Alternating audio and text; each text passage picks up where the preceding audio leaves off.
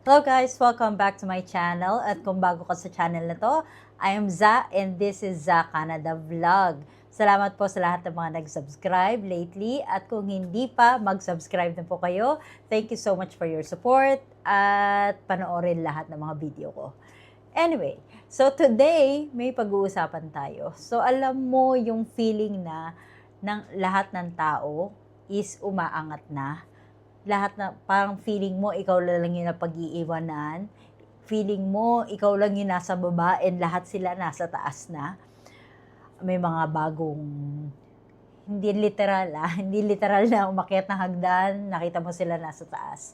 Yung mga taong may bagong kotse, may bagong bahay, nasa ibang bansa, tapos bagong title, yung parang uy, supervisor na si ano pala, uy, manager na pala si Juan, o CEO na pala si Juan. Pero, ikaw nandun ka pa rin. Lumalaban, naghihintay, umaasa. And minsan, tinatanong mo sa sarili mo, Lord, kailan ba yung turn ko?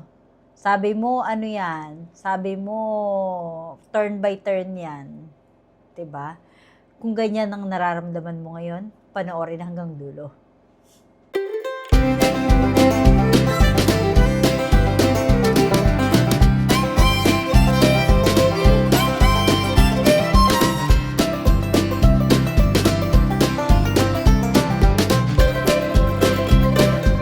Well, here you go. Patience brings rewards. So, yan ang pag-uusapan natin ngayon. Yan ang topic natin or title ng episode na to.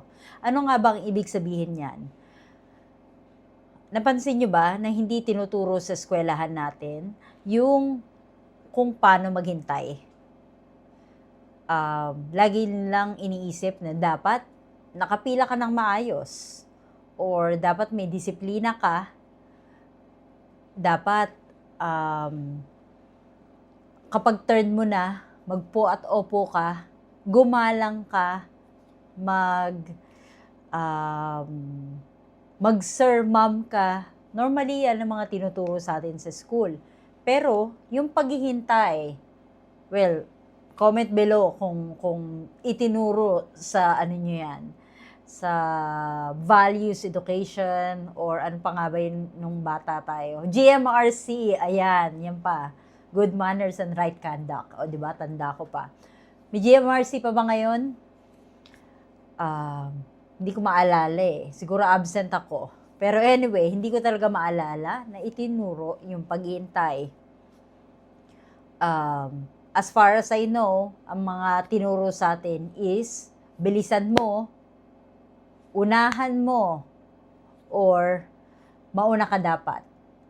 Which means that it's always a karera, career, di ba? It's career-driven lagi yung ano natin, yung motivation natin ng bata natin, or yung goal in life natin.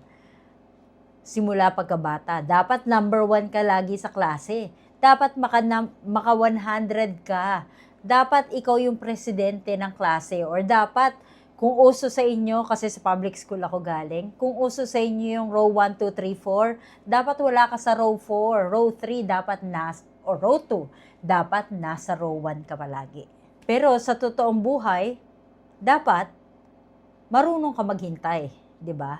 Isa yan dapat sa mga tinuturo sa atin ng mga magulang natin noon pa. Or kung ikaw ay isang magulang ngayon at may mga anak ka, isa yan sa mga importanteng bagay na dapat matutunan ng iyong anak. Life skills, kumbaga, na hindi minamadali ang healing. Ibig sabihin, kapag nasaktan ka, hindi mo pwedeng sabihin sa isang bata na huwag kang umiyak, lalaki ka eh. Huwag tumulo ang luha mo kasi lalaki ka.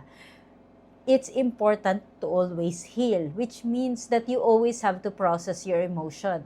Kasi kung hindi mo ipaprocess ang emotion mo, then paulit-ulit lang mangyayari sa'yo, and then paulit-ulit ka lang madadapa, or you'll get into that same mistake again and again. So, healing is important. And Next is hindi minamadali ang success.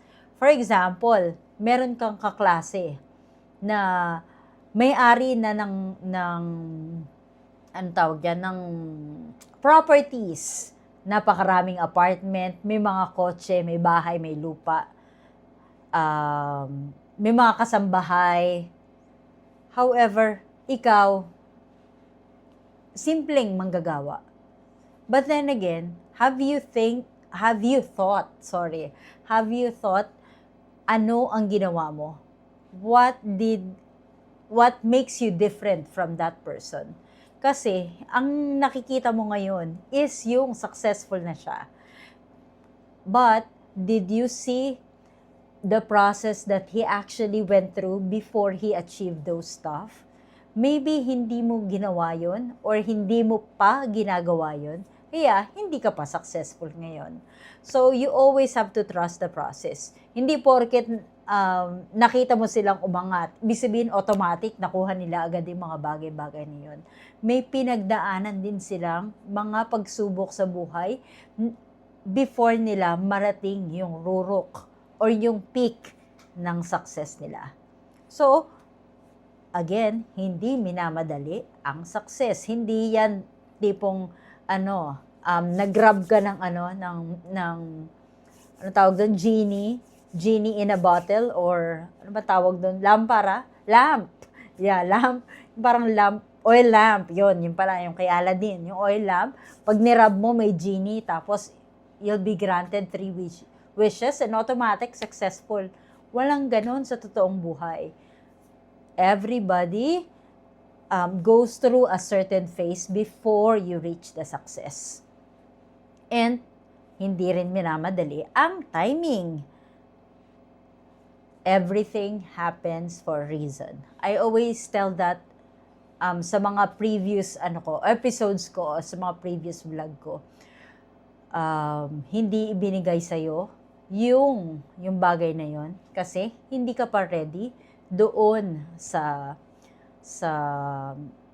hinihiling mo. Again, and when the time is right, the Lord will make it happen. Just like me, or us. As I've mentioned, I have been wanting to come here to Canada since God knows when. Pero I started submitting application resume 2012, since, or maybe earlier, hindi ko na maalala. However, nakarating kami na Canada ng 2023. So imagine kung gaano katagal yun. Ang nakita lang nila is from Brunei to Canada. Nag-jump lang kami from a different country papunta rito. Pero hindi nila nakita yung mga process na mga pinagdaanan namin bago namin narating yung pangarap namin na Canada. So it's the same. You always have to trust the process. And while you are waiting, ano nga ba ang binibigay sa iyo ng Diyos? Ano ba ang itinuturo sa iyo ng Diyos habang ikaw ay naghihintay? Kasi minsan may mga tao na the time na naghihintay sila, they gave up. And if you do not give up, if you keep on pursuing your dream no matter what, kahit anong mangyari, ipupursue ko yung dream ko na makatapos ng pag-aaral, or makagkaroon ng sariling bahay at lupa, magkaroon ng kotse, ma-providean ng magandang buhay yung pamilya ko. If you don't stop with that dream, and you keep on praying, and you keep on hoping, and also doing something to achieve your dream, di ba nga, nasa Diyos ang awa, nasa tao ang gawa. While you are waiting, there are values that is being taught by God, which are, hinahanda yung mindset mo. Diba? Hinahanda yung mindset mo, like, if you go to a different country, then would you be able to adjust easily? Or mindset na, kung ibinigay sa iyo ba itong Canada, hindi ka ba susuko agad-agad? Kasi you are going to deal with a lot of people, a lot of different people with different backgrounds and culture. So kung hindi ka handa, then probably isa yan sa mga bagay kung bakit hindi pa ibinibigay sa iyo ng Diyos yung kahilingan mo. Next is hinahanda yung ugali mo. Same. As I've mentioned earlier, yung ugali, you have to learn or dapat matuto kang makisalamuha sa iba't ibang klase ng tao. Mapabata man, matanda, mapuputi, itim, different culture again, 'di ba? And higit sa lahat, hinahanda yung tibay ng loob mo. Especially here in Canada, they call you by names. Kahit mas bata sila ng bongga-bongga sa'yo, they call you by your first name. And sometimes, kapag hindi ka sanay sa ganyan, wala namang palang wala namang palang respeto to. Even daycare children, they call me by my first name. Imagine mga 2-year-old or 1-year-old, 3-year-old children. They call me by my first name. And I have nothing against that. Pero kung ikaw yung tipong tao na wala namang paggalang to, hindi naman to polite na bata, then, anong mangyayari sa'yo? Diba? So these are just one of the examples na kailangan hindi ibinibigay sa atin yung mga bagay-bagay kasi hindi pa tayo handa. So probably kung nakuha mo yung gusto mo agad-agad dati, at hindi ka nga handa, probably masisira ka or sinira ka lang ng pangarap na yun. So ayaw ng may kapal yun, di ba? Well, kung ikaw yung lumalaban, yung hindi sumusuko, umiiyak pero tuloy pa rin, gusto ko lang sabihin sa'yo na malapit na yan. Malapit na yung hinihiling mo at kapit lang. Hindi mo lang yan nakikita but hindi mo siya nakikita pero handa na ang Diyos para ibigay sa iyo yan. And going back to that title of the episode, which means patience means reward, or patient gives rewards, sasabihin ko lang ulit na hindi ka nahuhuli, hindi ka na pag-iiwanan, hinahanda ka lang sa mas malaking responsibility. At kapag dumating na yon, maiintindihan mo kung bakit kailangan mo maghintay. Okay? So, patience brings reward. Okay? So, kung nakarelate ka sa topic na to, comment below na maghihintay ako. Diba? Okay. So, if you like this video, don't forget to like and subscribe to my channel. Lumalakad pa rin dyan yung email ko. You can always send me an email, any questions or messages that you'd like me to read on this channel. At laging tatandaan, hindi kailangan maraming pera, basta may peace of mind. I'll see you again next time. Thank you for watching. Goodbye.